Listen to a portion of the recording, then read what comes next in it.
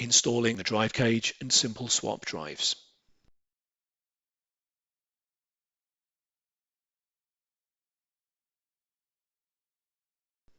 Installing 7mm simple swap drives.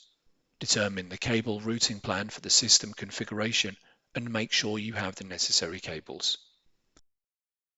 If the spacer has been stored on the bottom of the drive cage, slide it slightly to the left to disengage it and then remove it from the drive cage. Note: you should find 16 spare screws stored on the drive cage as illustrated.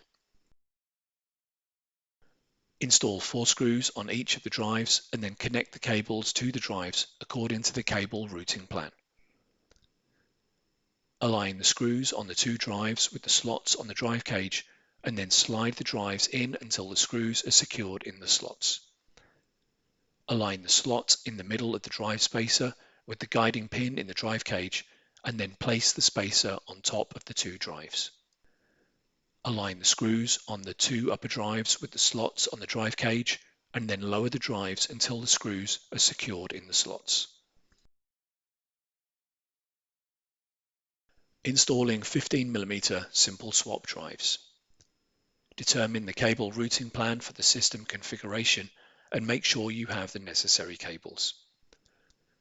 Align the screws on the 2 drives with the slots on the drive cage and then slide the drives in until the screws are secured in the slots. Installing a drive cage. Align the captive screws on the cover with the screw holes on the drive cage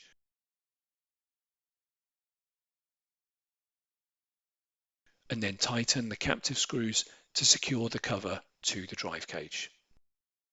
If applicable, secure the cables with the side cable clips on the drive cage. If there are both power and signal cables, make sure you secure the power cables first. Align the tabs on the drive cage with the guide pins on the chassis and then lower the drive cage into the chassis. Fasten the 2 captive screws to secure the drive cage. Make sure the cables are connected based on the cable routing plans.